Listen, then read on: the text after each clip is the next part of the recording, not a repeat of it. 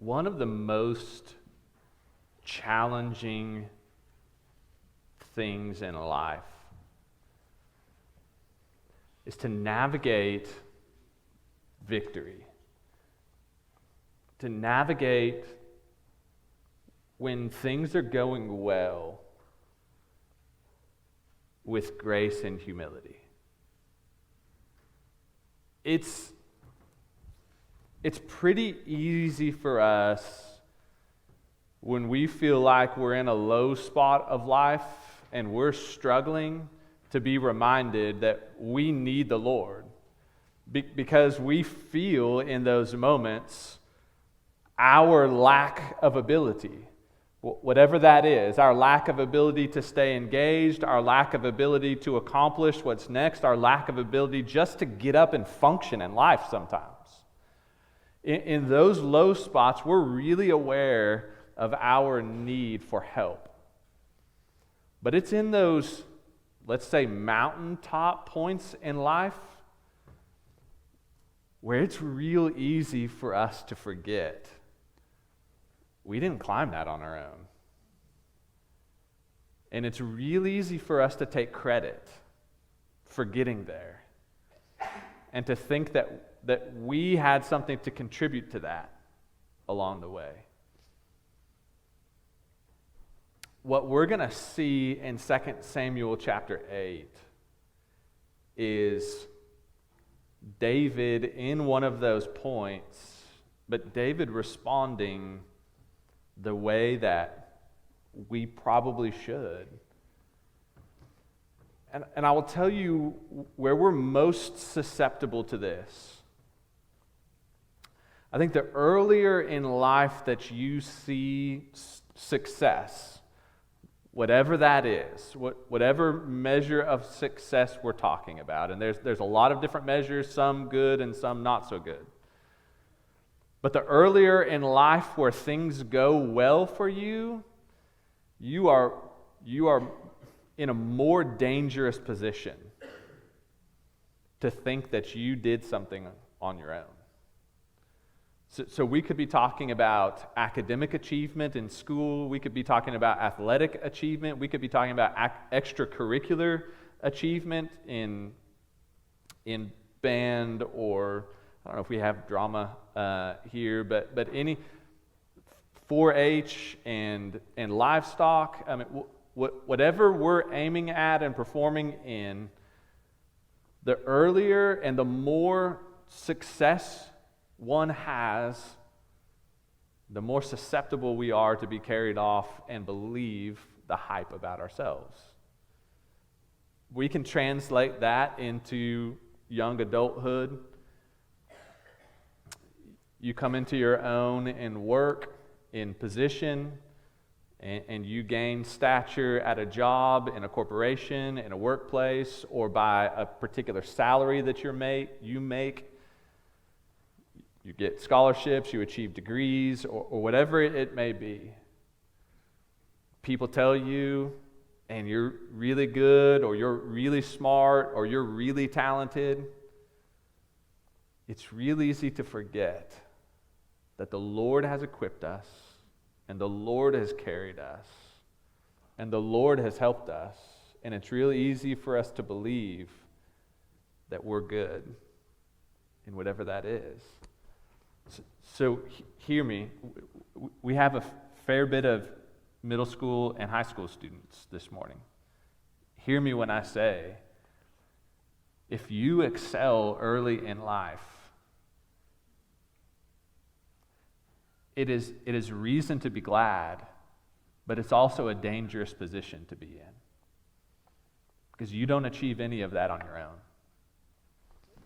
We're going to see that in 2 Samuel 8, and then see how that carries over into David's life in 9. So before we read, I'm going to start reading in chapter 8, in verse 13. But let me tell you what happens on the way from 1 to 12.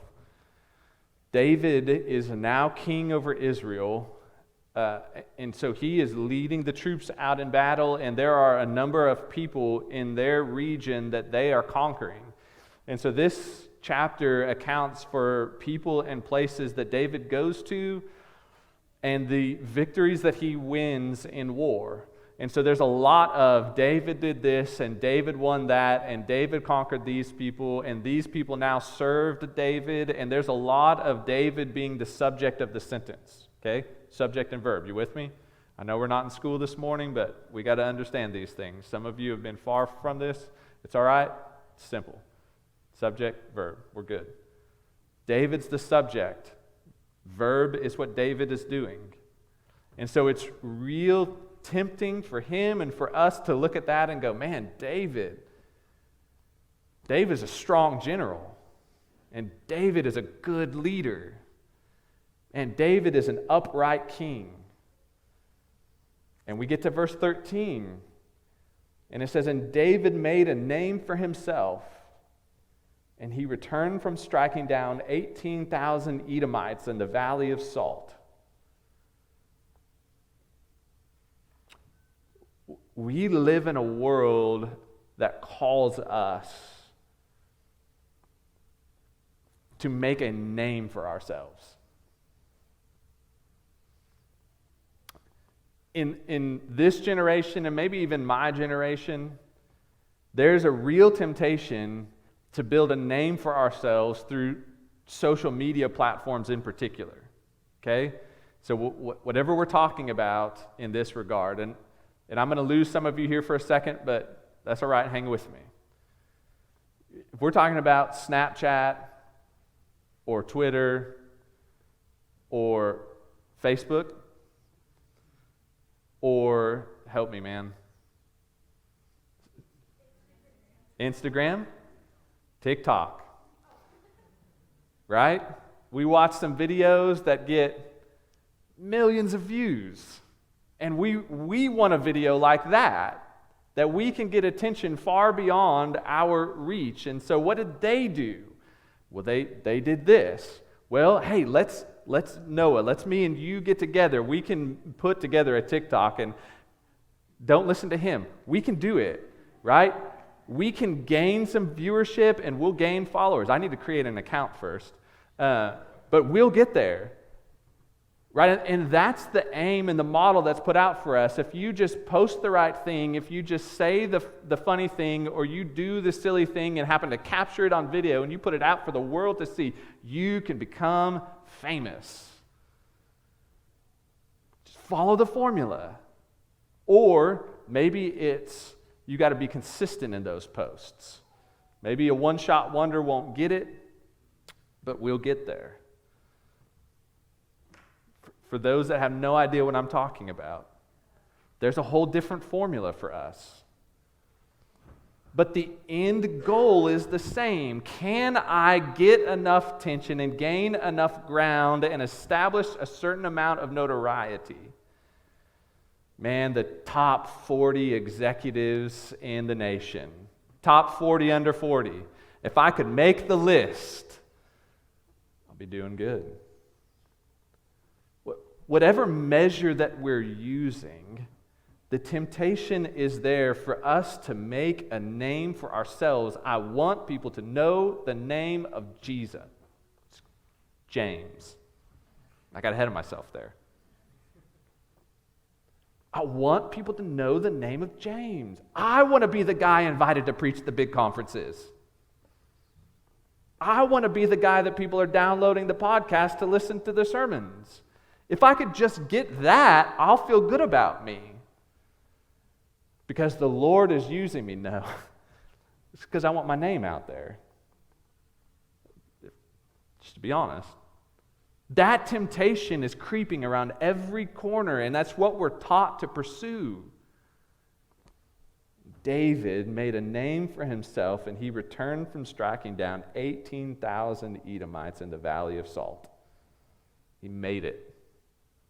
Then he put garrisons up in Edom, right? So the places that he conquered, he went and established Israel's authority. He put up garrisons to signify, we own this place now.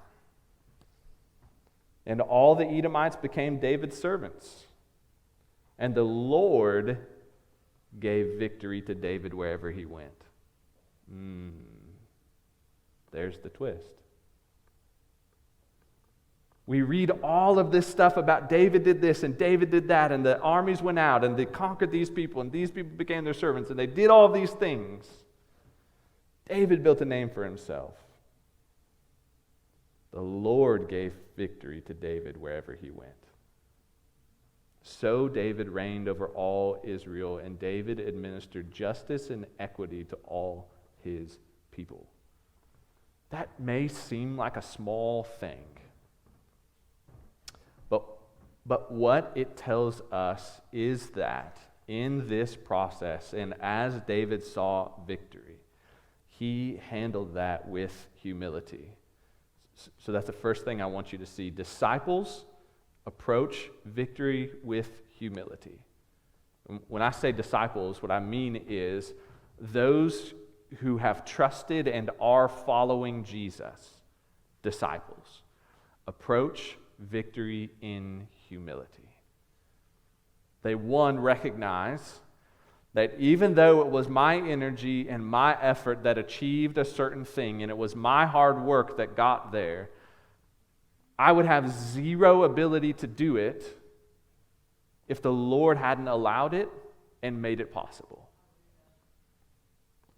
The Lord gave David victory. So let's play this out. I'm a high school student who got a full ride scholarship to play D1 football. And I made it. As a freshman, I'm a starting defensive lineman for OSU Cowboys. I'm living the high life, man. I'm a D1 athlete in a major division, a major conference in Division 1. Full ride scholarship. Started my freshman year, and I'm getting playing time. Made it. We know that takes years of dedication, devotion, effort, hard work, weight room, running, all of the little things that nobody wants to do. Everybody wants to be the one on the field getting the glory on Friday night, but few want to put in the work behind the scenes. So there's a real temptation to go, man, you put in the effort, you followed the steps, you did the thing, and now you're there. How does it feel? What we saw a couple weeks ago in an NFL game is all of that hard work and all of that effort can change in the blink of an eye.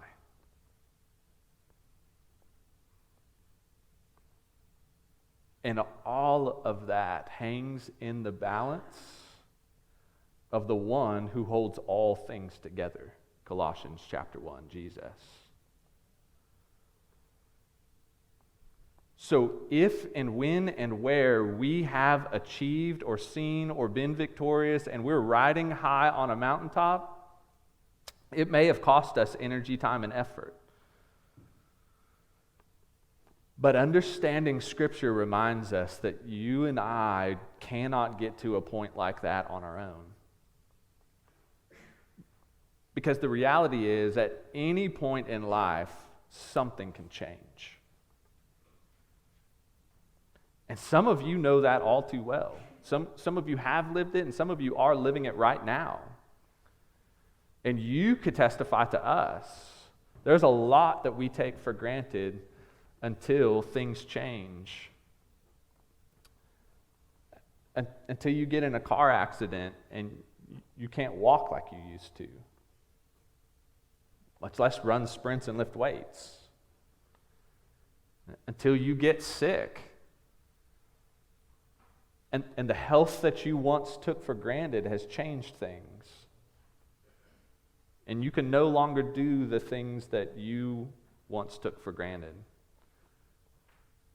And that doesn't have to be people who are advanced in years. That can happen to this group right here. you all included. Early in life. If you see victory and you are able to achieve success, we cannot forget that the Lord gave victory. The Lord grants progress. The Lord enables success, however we want to frame it and however we want to say it. You and I can't do it without the Lord. Because here's the deal. He could have made us, if we're smart, he could have made us with a brain that takes more work to comprehend things. If we're athletic and able physically, he could have given us a body that's less athletic, less coordinated, less able. Whatever the tools that you are using to get to that point are given you by the Lord. He created you the way that you are and gave you the ability that you have, regardless of whether you are 13 or 74 or anywhere in between. The Lord knit you together exactly the way that He wanted to.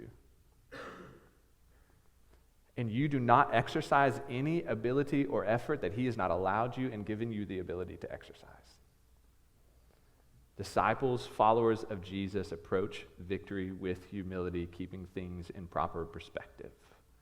And disciples respond to victory with obedience and worship. We saw back in 1 Samuel when Israel asked the Lord, give us a king that we can see. Give us a king that we can follow out in battle. We want a king like everybody else has. We want a king that we can reach out and touch and see. And the Lord said, I'm your king. And they said, man, listen, God, okay, I get that, but you're kind of behind the times. Everybody else has a king now that they can see, and we want to be like everybody else. And He said, all right, I'll give you what you're asking for, but that's not what I have for you. And when He did that, He said, okay, even though you are asking for something that's disobedient to me, if your king will walk in obedience and will follow my ways and abide in my laws, I will give him victory. I will be present. I will graciously give what is not yours to have. It's God's grace. And so when we see verse 15, David reigned over all of Israel, and David administered justice and equity to all his people. We are seeing a king who is abiding in the Lord's ways. God is just. And David administering justice is portraying godliness. That's obedience. David dealing in equity to all his people. Understand, there are many nations now under Israel that are David's servants, and these now are counted in those people. He is administering equity to all his people. There are not the haves and the have-nots right now in Israel. There are not, hey, if you do what I want you to do, and you follow my agenda and you follow my lead and you don't push back on my leadership and you allow me to do the things that I want to do, then you can be on the inside group and I'll let you progress in my administration and I'll give you the cushy jobs and the high-paying positions. That's not administering things with justice and equity. David is administering things with justice and equity, and in his victory, he has not fed into the hype that David is the wonder boy of Israel. David, you just do whatever you want. David recognizes that God has given him victory, and he is following the Lord's ways in the wake of that. To this extent, we get into chapter 9.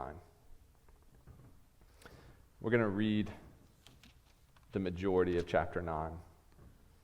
So look at chapter 9 and verse 1.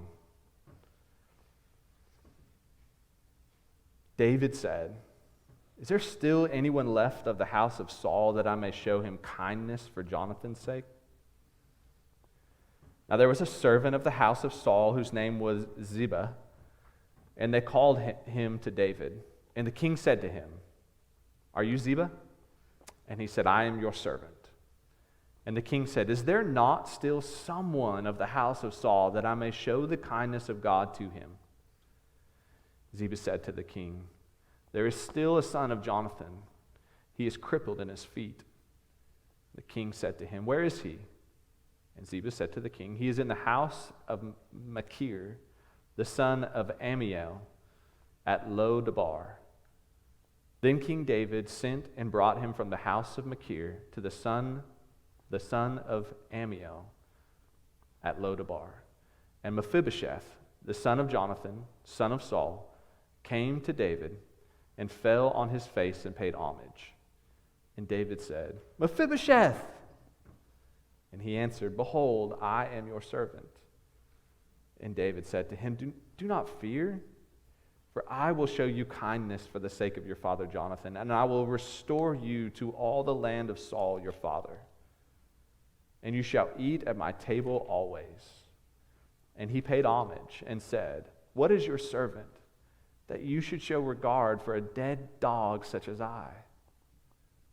Then the king called Ziba, Saul's servant, and said to him, "All that belonged to Saul and to all his house I have given to your master's grandson. And you and your sons and your servants shall till the land for him, and shall bring in the produce, that your master's grandson may have bread to eat. But Mephibosheth, your master's grandson, shall always eat at my table." Now Ziba had 15 sons and 20 servants. Then Ziba said to the king, "According to all that my lord the king commands his servant, so will your servant do." So Mephibosheth ate at David's table, like one of the king's sons. And Mephibosheth had a young son whose name was Micah.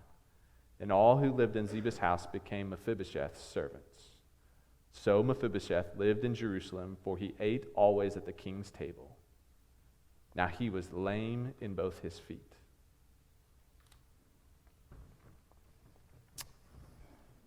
What's happening here?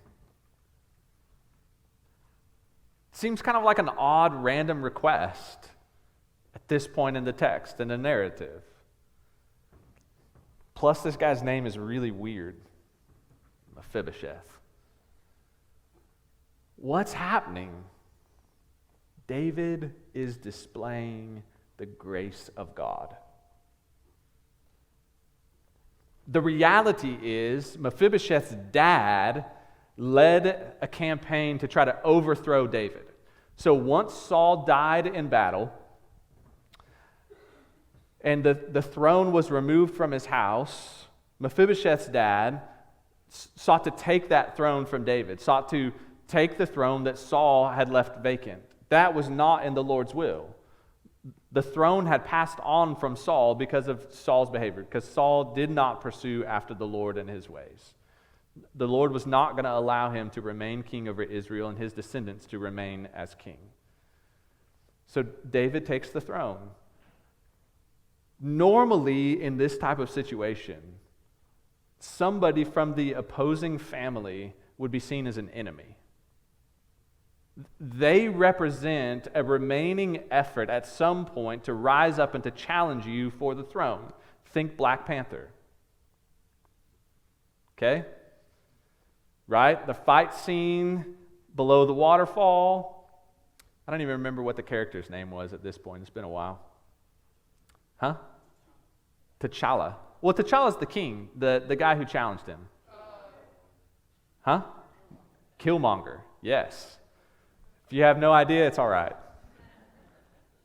Here's the deal. But T'Challa's the king, right? His dad was the king. His dad passed away. T'Challa becomes the king. Well, Killmonger is of one of the tribes of, what's the name? The country? Wakanda. Yeah. And thank you. It wouldn't work otherwise. And so, Killmonger, he's really long lost, actually. Didn't even live in Wakanda. He steps up where there's expected to be no challenger to the throne. Killmonger steps up and says, I'm going to challenge you for the throne. And everybody's like, no, you don't have a right to do that. And T'Challa's like, no, let him do it. That's the way that this would be seen. As long as Mephibosheth lives, he could challenge David for the throne. Now, it may not play out like it did in Black Panther. It certainly wouldn't. I mean, they wouldn't battle to the death for the throne.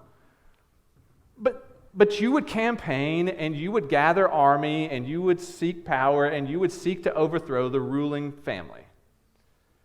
So David does the opposite of what anybody in his position would do. He says, let me seek out who everyone else would count my enemy.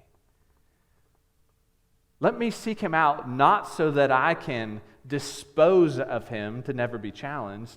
Let me seek him out so I can elevate him. Who does that? I'll tell you who does that. Followers of Jesus. Well, Jesus wasn't born yet. Okay, fair. David was as much a follower of Jesus as you and I were. David trusted in the promises of God, which led to Jesus, and he was surrendered to God based on those promises. Now, he didn't know that those promises ended in Jesus, or were fulfilled in Jesus, but regardless, he is showing grace. He is giving what is undeserved. Saul's family had fallen out of power. And that's what was deserved. That's what Saul had earned for his family. And Mephibosheth should have remained lame and unimportant. That's just the reality. But David said, no, I am going to find you, and I'm going to extend the grace of God to you, and I'm going to elevate you to the point. Not only did he not dispose of him, but he said, you come and eat at my table. You come in and be like one of my sons. You come in and gain prominence and gain access and gain a seat. That was not Mephibosheth's to have. He had done zero to earn it. He had done zero to deserve it. But David sought him out to show him grace and to give him what was not rightfully his. Why? Because David realizes, and we could go back to chapter 7 from last week, Lord, who am I that you would raise up my family to the position that you have? Who am I that you would raise me up to the position that you have? He realizes that the Lord has shown him grace, and so he is going to show that grace beyond himself. There was a phrase that I read, so it's not mine. David was blessed so that he may be a blessing. The Lord gave David what was undeserved, and David rightfully used that to give out to others what was undeserved. Grace. So we get to this point, and it's like, okay, but what does that have to do with us? Nobody in here is king over Israel, right? Okay. Nobody in here is king over Israel. Nobody's family is in a prominent position like David's family. We don't have a Mephibosheth to seek out. We don't have a king's table to give away a seat at. Or do we? Here's the reality. You and I, if we belong to Jesus through faith in him, we have been given a seat at the king's table. Revelation says at the end of this age, when the saints are gathered together in the presence of Jesus in heaven, we get to participate in the wedding feast of the Lamb, the wedding supper of the Lamb. Not only do we get a seat at the King's table, we have been made co-heirs with the King himself. That means the inheritance that Jesus has gained as the Son of God, God the Son, we are co-heirs in that inheritance. That's mind-boggling. Sons and daughters of the King. So we have a very similar position to David. A position that is not ours to claim, but has been given to us undeserved. It is the grace of God to you and to me through faith in Jesus. And it is the grace that we are to give away. Okay. Now, hear me when I say that. What I don't mean is that we can save other people and give them the seat at the table. But Paul asks in Romans, how will they know if they do not hear? And how will they hear if somebody doesn't go and tell them? That's where we come in. We have the good news of Jesus, and we take the good news of Jesus to those who are out there that don't know it or don't have a seat at the table. And we say, let me tell you what the King has done for me. And by the way, the same invitation is here for you as well. You can gain a seat at the King's table. You can enter into the presence and dwell in his kingdom forever. It is by faith in the King that the King has purchased it for you. The King has opened up the way. The King has allowed it, Jesus. We extend the invitation. He gives the grace. But it's the same thing that David did for Mephibosheth right here in 2 Samuel. And here's the deal. The King is faithful and just to do it.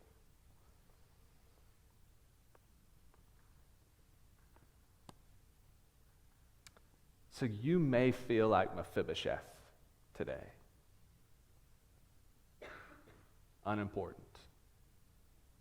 Out of sight. Undeserving. Overlooked.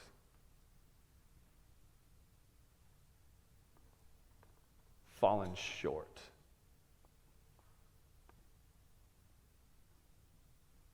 You are.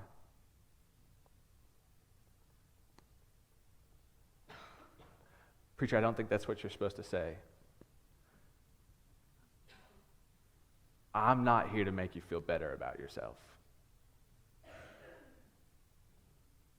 Because if I do, I've missed my job. I'm here to remind you the reality of your situation. You are undeserving. You are far off. You are overlooked by everyone else. You cannot earn your way in. You will not be good enough. You will not achieve high enough. But you know what? The King has already purchased your seat at the table. The King has already purchased your seat at the table. And you will not earn your way to that seat. You will not achieve your way to that seat. You will not be good enough for that seat. And that's the best news that I could deliver to you. Because you could spend your whole life trying to be good enough to earn your seat at that table. And you don't have to. The only way you get the seat is by realizing that you're undeserving and overlooked and unable. And that Jesus did everything that he needed to do to bring you in and give you the seat at the table and to dwell in the King's house forever. And so if I make you feel better about yourself, I'm giving you room to miss the point. You just bring yourself to Jesus exactly as you are. And say, I am unworthy and unable, and I can do nothing.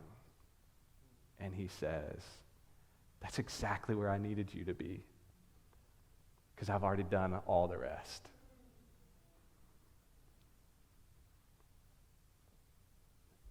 So is your seat occupied?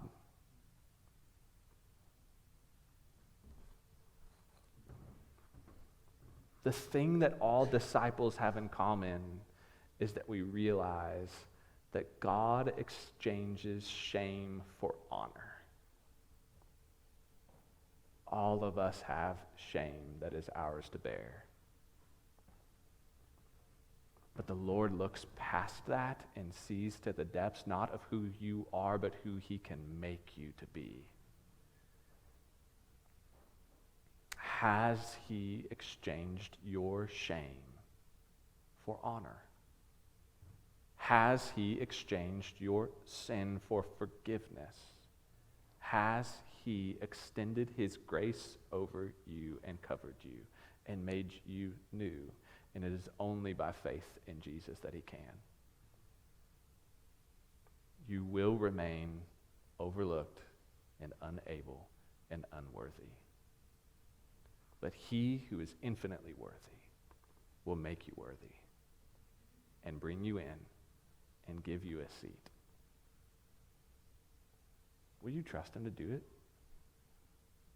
You trust him to do it. And if your seat is occupied and spoken for by you, would you be like David and continue extending that grace to others? Church, that's what we need. The harvest is plentiful. Unfortunately, the workers are few. Let's work. Let's work.